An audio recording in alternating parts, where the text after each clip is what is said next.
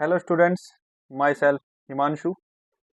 तो आज से हमारे 11th क्लास की मैथमेटिक्स स्टार्ट होने जा रही है, जिसका अपना फर्स्ट चैप्टर है सेट्स, जिसको हम बोलते हैं समुच्चय।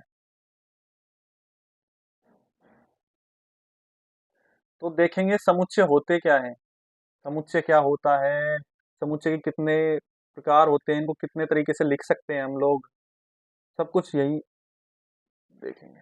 चलो, सेट, समुच्चय। समुच्चय क्या होता है?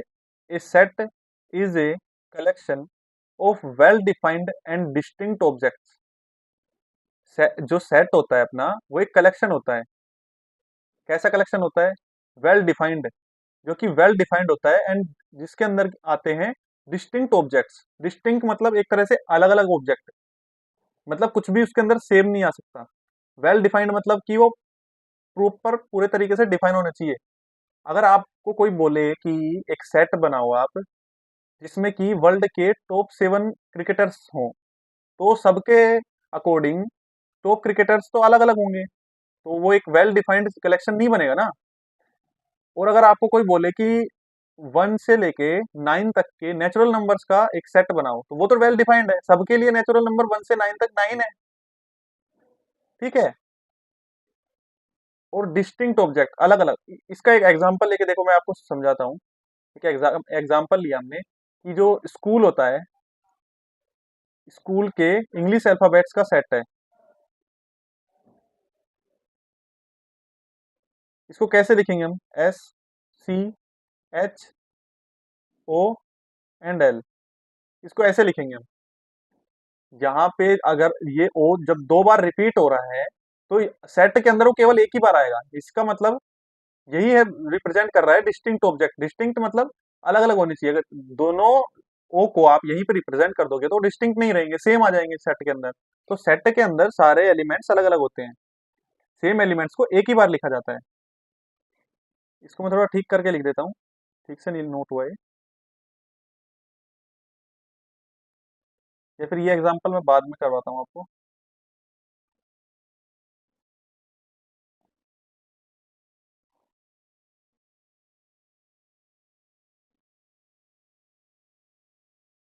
अब सेट को कैसे लिखते हैं, उसको किससे डिनोट करते हैं, बाकी सारी चीजें देखेंगे।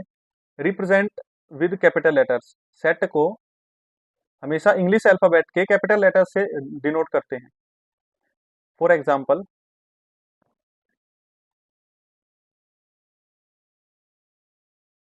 ये एक सेट है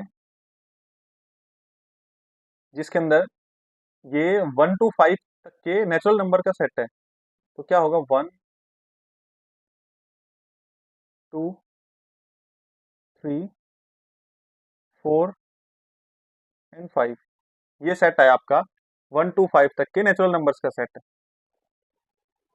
तो जो सेट होता है, सेट को हम हमेशा ये जो मंझला कोष्टक है, इस ब्रैकेट में लिखते हैं हम। ओके। और कैपिटल लेटर से इसको डिनोट करते हैं। और इसके अंदर जो भी एलिमेंट आते हैं, सारे डिस्टिंक्ट एलिमेंट आते हैं, और एक वेल डिफाइंड कलेक्शन होता है। एक एग्जाम्पल एक एग्जाम्पल है आपका, जो ओड नेचुरल नंबर्स, 13 तक के ओड नेचुरल नंबर ले लो। 2, 3, 5, 7, 11 एंड 13। ये भी आपका एक सेट है। देखो, इसमें सारे एलिमेंट वेल डिफाइंड है और डिस्टिंक्ट भी है। अब कुछ इंपॉर्टेंट सेट्स दिखा देता हूं मैं आपको, जो कि अपने को आगे काम आएंगे क्वेश्चन सोल्व करने में। एन एन को, जो कैपिटल एन है, उसको डिनोट करते हैं हम the set of all natural number. जो नेचुरल नंबर के सेट होता है, उसको हम कैपिटल एन से डिनोट करते हैं। कैपिटल एन से डिनोट करते हैं हम नेचुरल नंबर के सेट को, जो होता है 1, 2, 3 and tends to infinity. W से हम डिनोट करते हैं होल नंबर। होल नंबर क्या होता है? होल नंबर नेचुरल नंबर के अंदर जब जीरो भी ऐड कर देंगे हम, तो वो होल नंबर बन जाता है। जैसे जो नेचुरल नंबर होता है, वो तो आपका 1 से स्टार्ट होता है।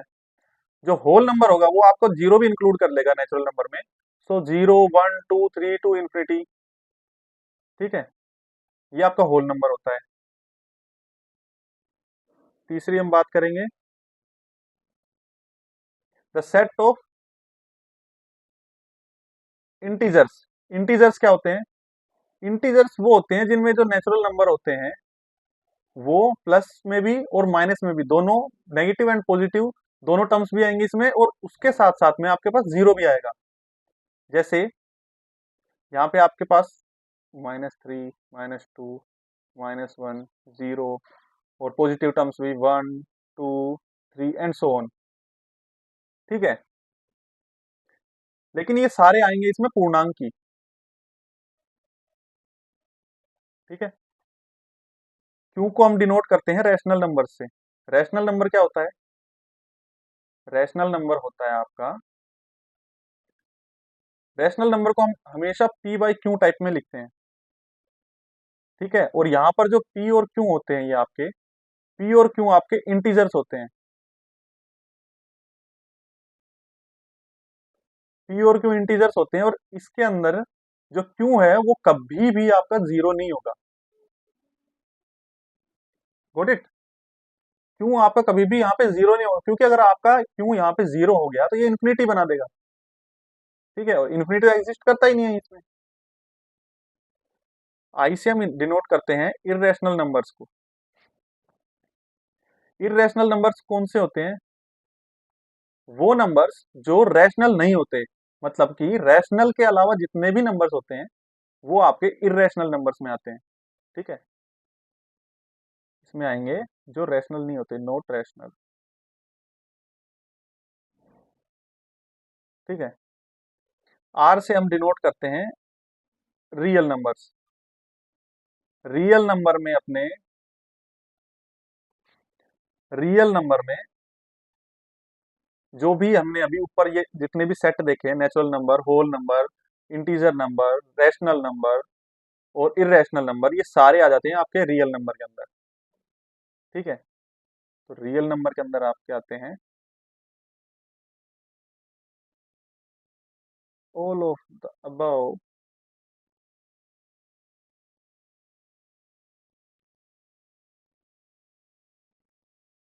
Number set. सभी नंबर सेट्स आ जाते हैं इसमें। ये अबव है, ABOV। सी को हम डिनोट करते हैं कॉम्प्लेक्स नंबर के लिए। कॉम्प्लेक्स नंबर क्या होता है आपका? वो नंबर जो a plus B iota type से लिखा जाए, मतलब जिसमें इमेजनरी हो। इमेजनरी नंबर क्या होता है? इमेजनरी नंबर को हम डिनोट करते हैं आयोटा से। आयोटा होता है जो आपका, वो होता है √-1। तो जो √-1 होता है इसको आप इमेजनरी नंबर से डिनोट करते हैं। तो जो a plus B iota type के जितने भी फंक्शंस होते हैं आपके, वो सभी कॉम्प्लेक्स नंबर कहलाते हैं, जिनको कि हम कॉम्प्लेक्स नंबर बोलते हैं, जो कि a plus B iota type से लिखे जाते हैं, जहां पे a and b are real number. ठीक है, यहाँ पे a और b आपका रियल नंबर होगा। ये बस आपके ये थोड़े से ही है इंपॉर्टेंट सेट्स, इनको आपको याद रखना होगा कि नेचुरल नंबर को n से डिनोट करते हैं, होल नंबर को w से, और इंटीजर्स को z से, रेशनल को q से, इरेशनल्स को i से, और रियल नंबर्स को r से। इमेजिनरी नंबर आपको पता ही होगा, आयोटा होता है जिसको कि, जो कि √-1 की जगह पे लिखा जाता है। अंडर रूट जो -1 होता है उसी को आयोटा बोलते हैं हम। और c जो होता है कॉम्प्लेक्स नंबर। अब हम आ जाते हैं रिप्रेजेंटेशन ऑफ सेट्स। सेट्स के रिप्रेजेंटेशन पे, सेट्स को हम दो तरह से, दो फॉर्म में लिख सकते हैं। फर्स्ट फॉर्म है आपकी रोस्टर फॉर्म या टेबुलर फॉर्म, और सेकंड है आपकी सेट बिल्डर फॉर्म। फर्स्ट है आपकी रोस्टर फॉर्म या फिर टेबुलर फॉर्म। रोस्टर फॉर्म क्या होती है? Roster form is a way to list the element of a set using curly brackets and commas. Roster form एक ऐसा तरीका है सेट को लिखने का जिसको कि जिसके अंदर हम एलिमेंट लिस्ट करते हैं। कैसे करते हैं? यूजिंग बाय करली ब्रैकेट्स और कोमास। मतलब कि जैसे हम नेचुरल नंबर का सेट लिख रहे हैं 1 2 3 4 डैश डैश डैश, तो इसमें हम करली ब्रैकेट्स यूज कर रहे हैं एंड जो भी एलिमेंट्स दिए हैं उनके बीच में कोमास का यूज कर रहे हैं। इस टाइप से जो भी सेट लिखा जाता है उसको हम रोस्टर फॉर्म बोलते हैं। इस फॉर्म को हम रोस्टर फॉर्म बोलते हैं। ठीक है।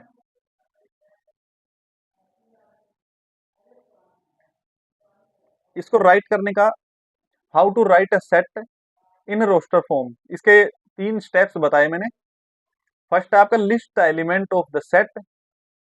सेट के अंदर जो एलिमेंट आ रहे हैं उनकी लिस्ट बनाओ। उसके बाद separate the elements with commas, उनके बीच में कोमा लगाओ। Then place the element inside curly brackets, इनके ऊपर करली ब्रैकेट्स लगा दो। सम एग्जांपल्स देख लेते हैं इनके।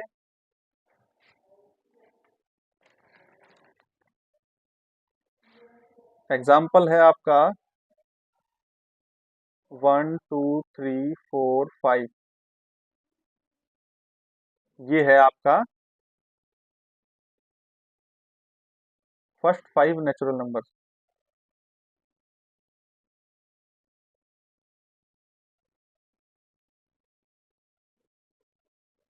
ठीक है। एक एग्जाम्पल होगा आपका vowels, A E I O U।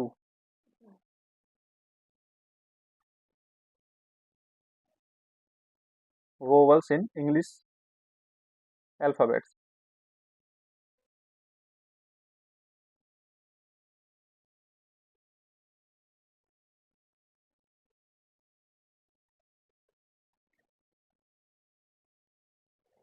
Second form है अपनी set builder form. Set builder form क्या होती है?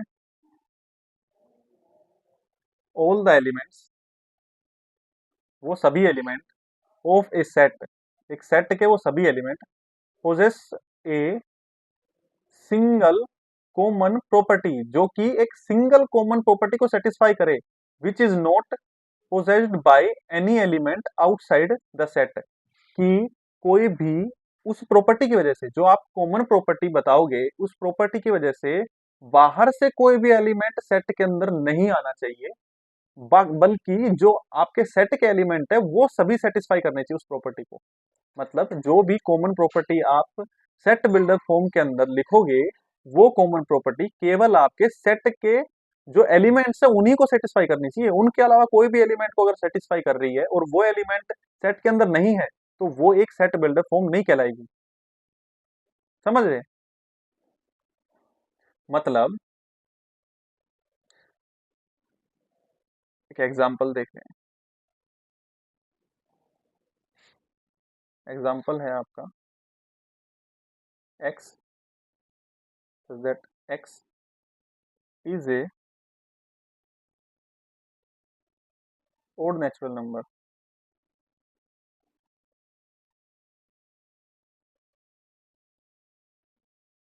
x यहाँ पे एक ओड नेचुरल नंबर है। अब देखो प्रॉपर्टी क्या दी है? Odd natural number. तो इसके अंदर जो है, जो ये कॉमन प्रॉपर्टी है ओड नेचुरल नंबर, तो इसके अंदर तो ओड नेचुरल नंबर ही आएंगे ना, बाहर से थोड़ी और कोई एलिमेंट आ सकता है इसके अंदर। इरेशनल आ सकते हैं इसमें? नहीं आ सकते, रैशनल नहीं आ सकते। मतलब सारे रैशनल नहीं आ सकते। कुछ जो रैशनल्स के अंदर भी तो नेचुरल नंबर्स होते हैं भाई।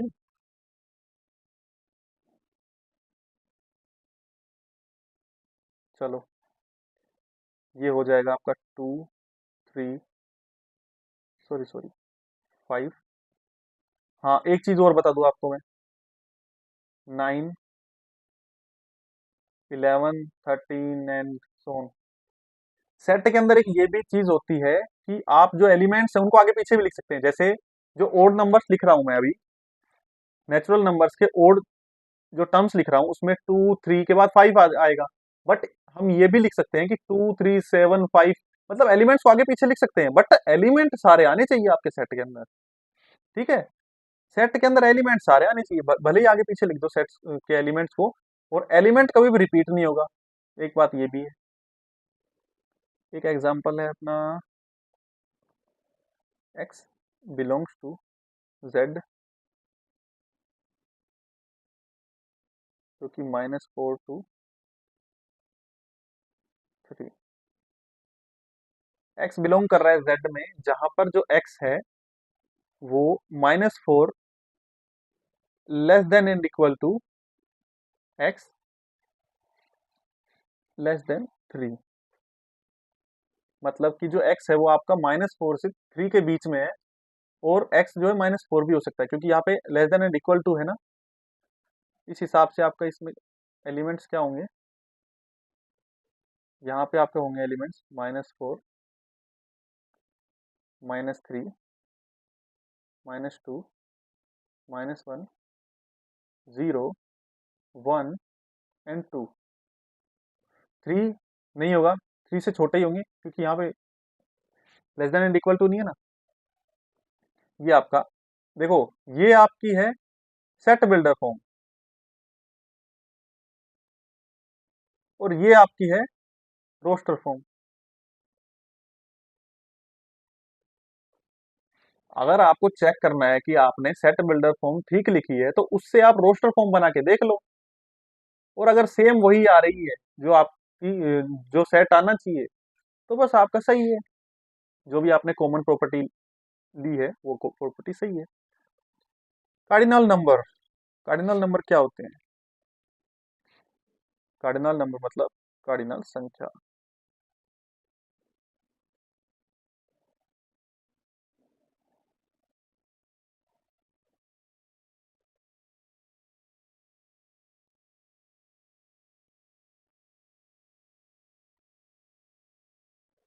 कार्डिनल संख्या क्या होती है आपकी? The cardinal number is number of elements. Set के अंदर जो नंबर ऑफ एलिमेंट्स है उनको,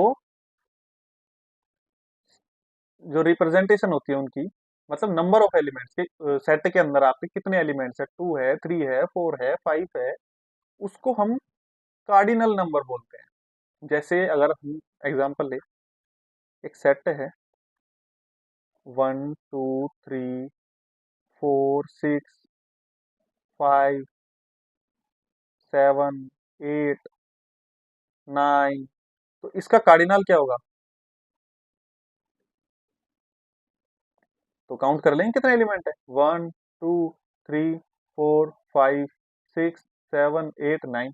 9 एलिमेंट है, तो इसका कार्डिनल ना 9 हो गया। ओके, अब हम कुछ सेट्स देखते हैं इंपॉर्टेंट। द एम्प्टी सेट मतलब रिक्त समुच्चय, रिक्त समुच्चय। रिक्त समुच्चय किसे कहते हैं? A set having no element. एक सेट है जिसके पास कोई भी एलिमेंट नहीं है, it is called null set या एम्प्टी सेट। उसको हम नल सेट या एम्प्टी सेट बोलते हैं, जिस सेट के पास कोई भी एलिमेंट नहीं है। इसको हम कैसे रिप्रेजेंट करते हैं? रिप्रेजेंट कर सकते हैं इसको फाई से, या फिर खाली सेट से, करली ब्रैकेट जिसके अंदर कोई एलिमेंट नहीं होगा। कुछ लोग क्या करते हैं, इसको भी एम्प्टी सेट समझ लेते हैं। ये एम्प्टी सेट नहीं है, इसमें तो एक एलिमेंट है,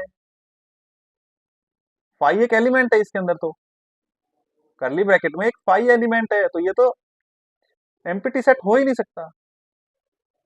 ठीक है, ये एक एम्प्टी सेट नहीं है, नोट एम्प्टी।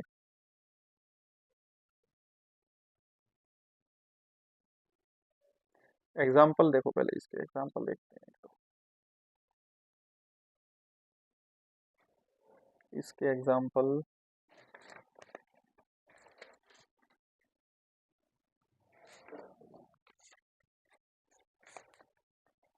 इसको एक चीज और बोलते हैं हम, void set.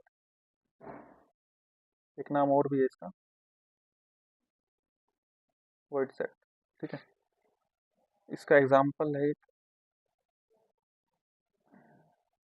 X set 1 less than 2, x is a natural number. यहाँ से देखो, ये आपको सेट दिया गया है जिसके अंदर बोल रहा है कि एक्स एक नेचुरल नंबर है जहाँ की एक्स 1 और 2 के बीच में है, लेकिन 1 और 2 के बीच में तो कोई नेचुरल नंबर होता ही नहीं है। इसका मतलब ये एक एम्प्टी सेट है।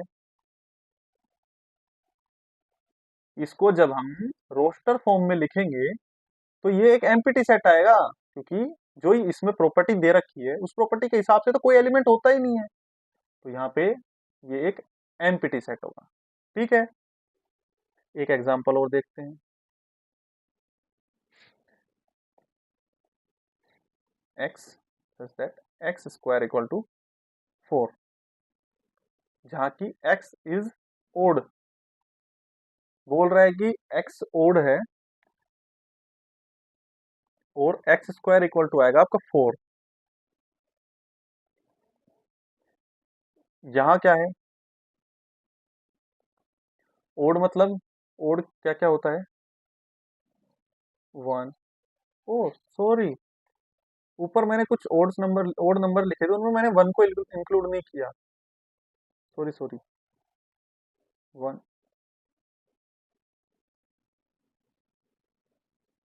और भी कहीं लिखे हैं, और भी कहीं लिखा हो तो ठीक कर लेना। तो ये सेट भी एक एम्प्टी सेट है। ठीक है, क्योंकि यहाँ पे तो इवन नंबर हो जाएगा 2, जिसको स्क्वायर करेंगे तो 4 आएगा। बट यहाँ पे बात तो ओड की कर रहा है, तो यहाँ पे कोई एलिमेंट है ही नहीं। सिंगलटन सेट, सिंगलटन सेट मतलब एकल समुच्चय।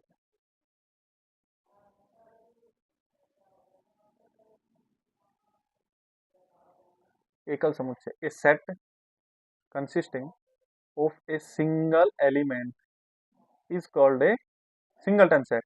कि एक सेट है जो कि जिसके अंदर कंटेन हो रहा है एक ही एलिमेंट, कंसिस्ट हो रहा है, कंटेन हो रहा है एक ही एलिमेंट, जिसके अंदर वो सेट जिसके अंदर एक ही एलिमेंट है, उस सेट को हम बोलेंगे एकल समुच्चय, सिंगलटन सेट। ओके,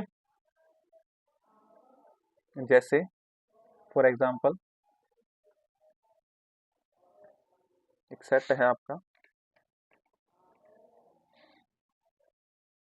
जैसे कि 0 है, ठीक है, 5 है, 6 है, करली ब्रैकेट के अंदर है, मतलब ये केवल ए इसके ही लिए है।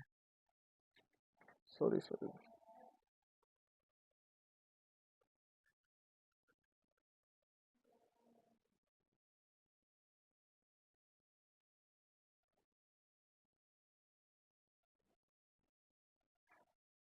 एक सेट है आपका जिसके अंदर x such that x belongs to natural number and x square equal to 9।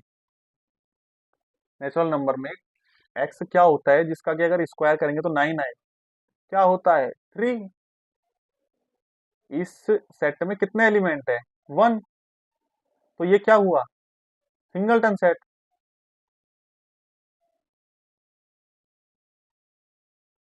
मतलब एकल समुच्चय।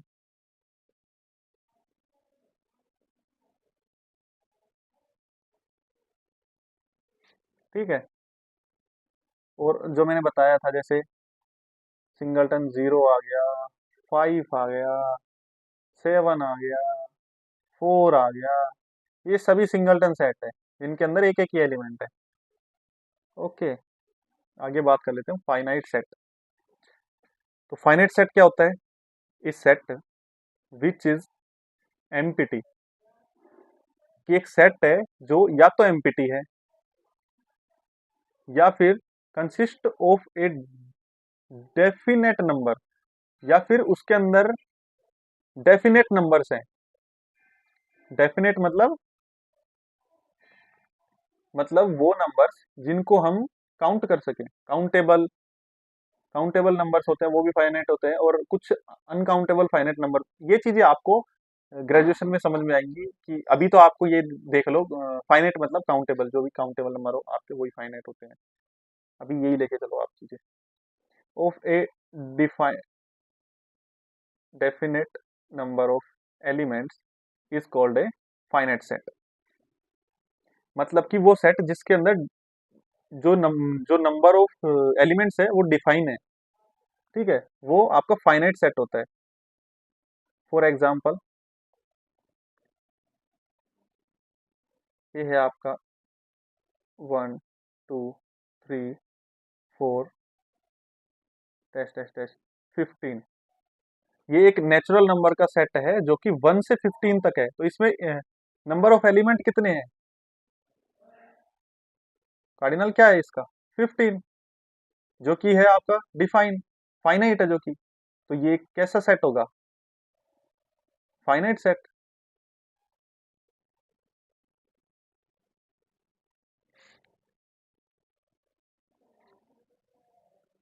एक एग्जांपल,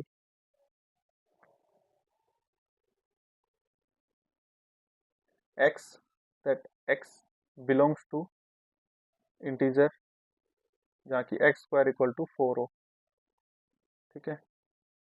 तो यहाँ पे क्या आएगा? ये इंटीजर्स में है तो x को क्या रखे कि 4 आ जाए, -2 या फिर 2। इसके अंदर कितने एलिमेंट्स हैं? 2 एलिमेंट्स। तो ये भी क्या है? फाइनाइट सेट है, ठीक है। और जो इसमें बोला ना आपको, ए सेट विच इज एम्पिटी, या तो एम्पिटी हो, मतलब कि आपका अगर फाई है, फाई भी एक फाइनाइट सेट होता है, ठीक है। ये चीज याद रखना आपकी, ये बहुत जगह काम आएगी कि फाई एक फाइनाइट सेट है। इसके बाद आ जाता है अपना इनफाइनाइट। इनफाइनाइट इसका उल्टा होता है कि इनफाइनाइट के अंदर जो एलिमेंट होते हैं, सेट के अंदर जो भी एलिमेंट होते हैं वो सभी इनफाइनाइट होते हैं, मतलब उनका काउंटेशन इनफाइनाइट होता है, अनकाउंटेबल होते हैं वो। A set which consist of infinite of element is called an infinite set. मतलब कि एक सेट जिसके अंदर अगर इनफाइनाइट नंबर ऑफ एलिमेंट्स हैं तो वो इनफाइनाइट सेट कहलाएंगे। For example, natural number, the set of natural number, क्योंकि 1 2 3 4 एंड सो ऑन, क्या इसको काउंट कर सकते हैं? क्या ये फाइनाइट है? नहीं है, ये एक इनफाइनाइट सेट है। इट्स ए इनफाइनाइट सेट,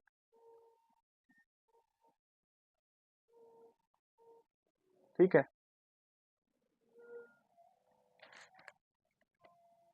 इसके बाद आपका है equal set.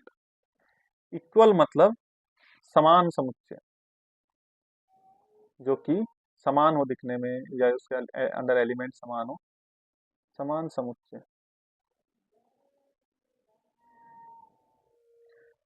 To sets A and B are said to be equal, मतलब कि दो सेट हैं जिनको माना गया है, पहले को ए दूसरे को बी, वो इक्वल कहलाएंगे if they have exactly the same elements and we write it as A equal to B. जिसके अंदर सेम एलिमेंट हो, जिसके अंदर की सभी एलिमेंट समान हो, और उनको लिख सके हम A equal to B type से। अदरवाइज नहीं तो two sets are said to be unequal and we write A does not equal to B. अगर दो सेट जो अगर इक्वल नहीं है तो उनको हम लिखेंगे A does not equal to B, इस टाइप से लिखेंगे अगर ये अनइक्वल होंगे। और इक्वल सेट वो होगा जिसके अंदर एलिमेंट्स सभी इक्वल होंगे, मतलब जैसे है 1 2 3 4, ये सेट है आपका। और एक सेट दे दिया जाए कि आपको नेचुरल नंबर है, मतलब x, और x is a natural number जहां पर x जो है आपका वो 5 से छोटा हो, तो क्या होगा? यही बात आएगी इसके अंदर भी। इसको कैसे लिखेंगे? 1 2 3 4, दोनों सेम हो गए ना। ये a है और ये b है, तो यहां से क्या बोल देंगे? a = b। ठीक है। और एक चीज और इसके अंदर, एक चीज ये है कि यहाँ पर कार्डिनल ऑफ ए और कार्डिनल ऑफ बी दोनों इक्वल होंगे, क्योंकि ए और बी भी इक्वल है, तो इनके कार्डिनल तो कार्डिनल नंबर भी दोनों सेम ही होंगे। ठीक है। इसके बाद चलो ये लास्ट देखते हैं, एक इक्विवेलेंट सेट। इक्विवेलेंट सेट क्या होता है?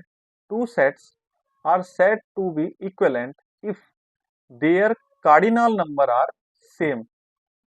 मतलब कि वो दो सेट इक्विवेलेंट सेट कहलाएंगे जिनकी कार्डिनल सेम हो, जिनके कार्डिनल सेम हो। कार्डिनल मतलब एलिमेंट्स की संख्या। मतलब एक आपको दे दी for example, sorry, for example A है आपका 1 2 3 4 5 एंड बी है आपका A B C D E। इसमें भी एलिमेंट कितने हैं? 3 2 5। और इसमें कितने एलिमेंट है? 5। तो cardinal of A equal to 5 and cardinal of B भी 5। इसका मतलब क्या हुआ?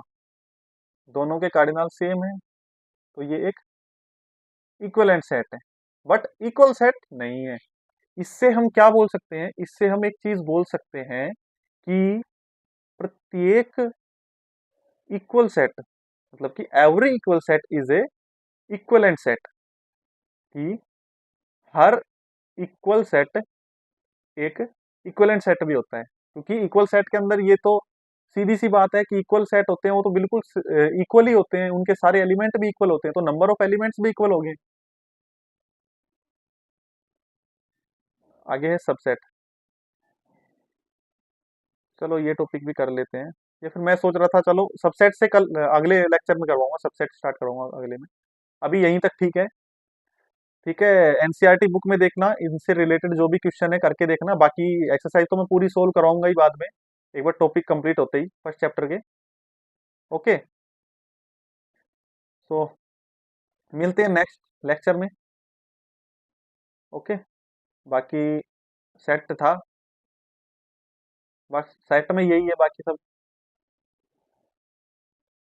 ये सारे लेक्चर्स आपके आईआईटी जेई के लिए सफिशिएंट रहेंगे। ठीक है। तो जो भी आईआईटी जेई की भी प्रिपरेशन कर रहा है स्टूडेंट, वो उसको दूसरी जगह से लेक्चर्स लेने की जरूरत नहीं है। हम 11th के सिलेबस के साथ साथ वहाँ के क्वेश्चंस भी बीच बीच में करवाते रहेंगे आपको। वो सिलेबस तो वही है। ठीक है। थोड़ा सा लेवल अप करके चलेंगे।